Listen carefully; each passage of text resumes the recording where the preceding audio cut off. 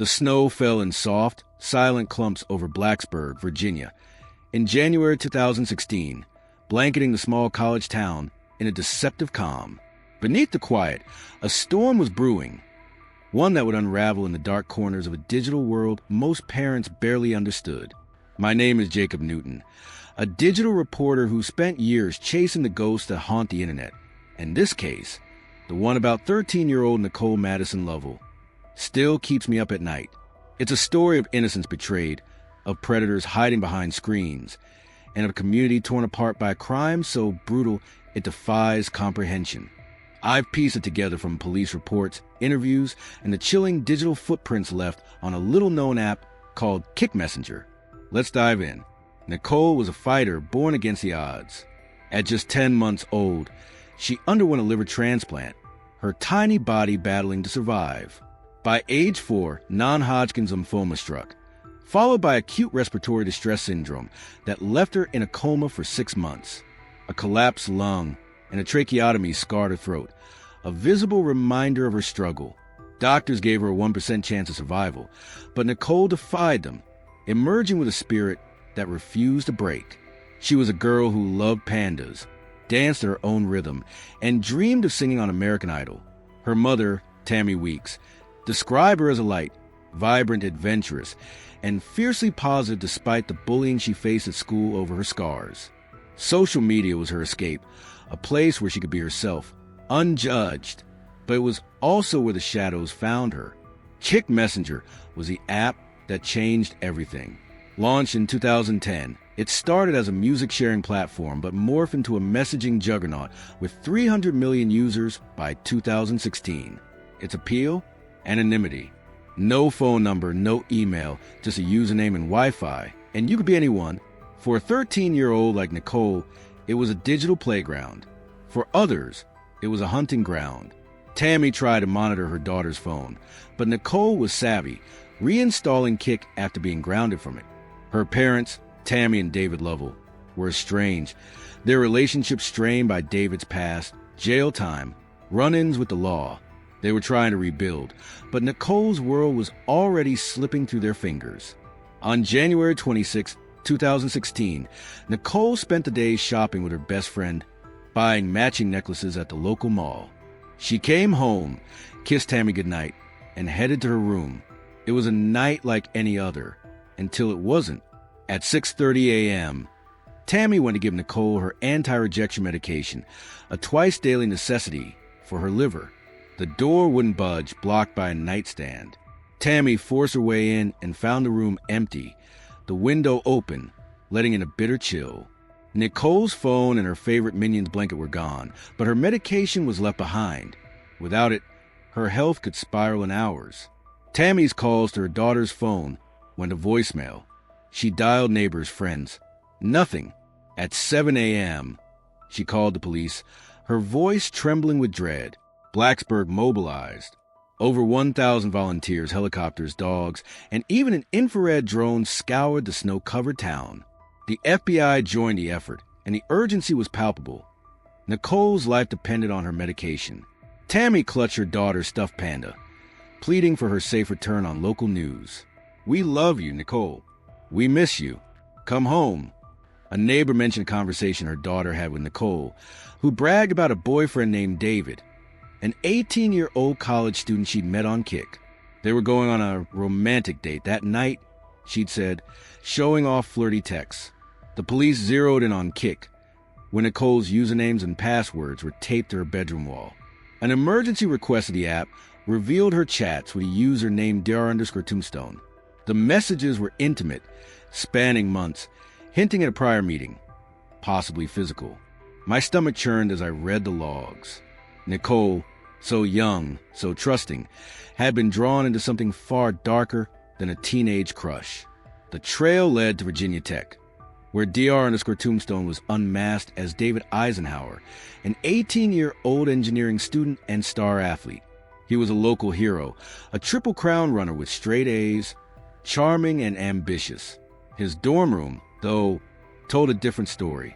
His roommate recalled David leaving that night in heavy boots, returning at 2 a.m., a knife, usually on his desk, was missing when police searched. David's story was flimsy. He'd met Nicole on Omegle, a now-defunct anonymous chat site, before moving to Kik. He claimed she said she was 16 or 17, but when he saw her climb out her window, looking about 11, he bailed.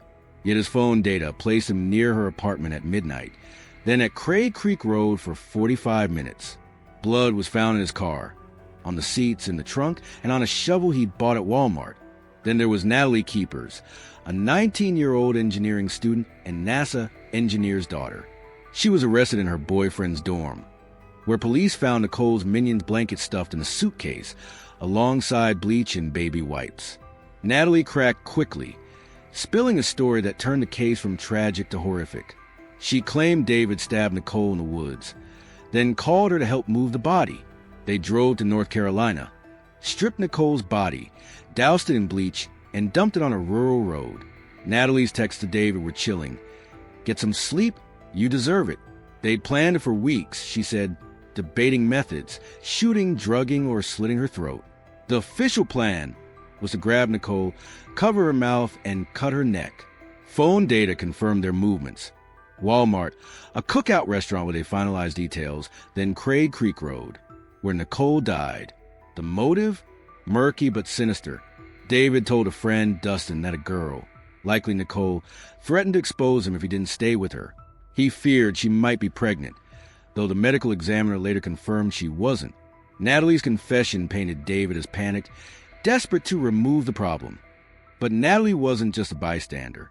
She admitted to enjoying the planning, feeling special in their secret club. Her defense later claimed mental health issues, borderline personality disorder, PTSD, possibly schizophrenia, made her susceptible to David's influence. She thought it was a fantasy, she said, until it wasn't. On January 30th, police found Nicole's body 80 miles south, naked, with 14 stab wounds, one to her neck fatal. The community reeled. At a vigil, Virginia Tech students painted a tribute in blue, Nicole's favorite color, with pandas and musical notes.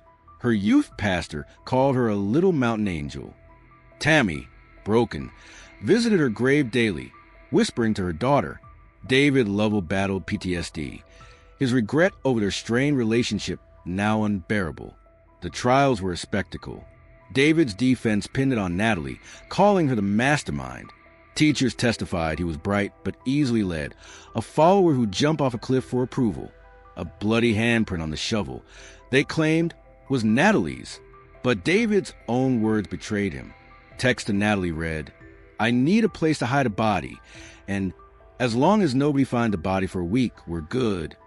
In a no-contest plea, he accepted a 75-year sentence, 50 in prison, 25 on probation. Nicole's family felt cheated. Why only 50 years for such a heinous act?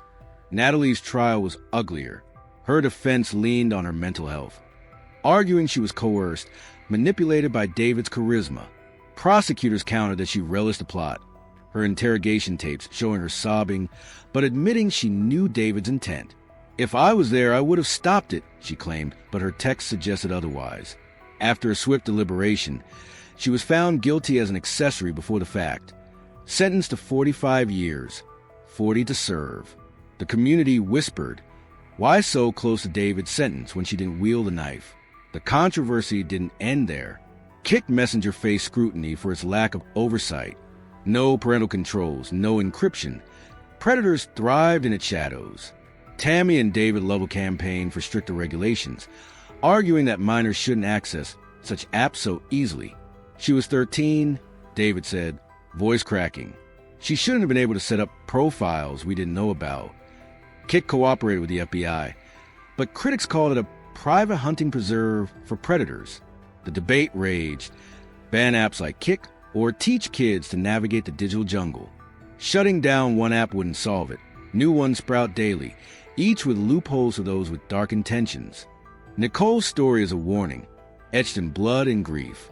She was a girl who fought for every breath, only to be betrayed by a world that promised connection but delivered danger. Her final Kik message to David haunts me. Dear David, you are my crush. I will always be here. My feelings had hurt a lot, but it's never been hurt by you. She trusted him, and he exploited that trust in the cruelest way. As I write this, I see Tammy in Nicole's grave, her tears mixing with the morning dew. The digital age moves fast, but its shadows linger, waiting for the next vulnerable soul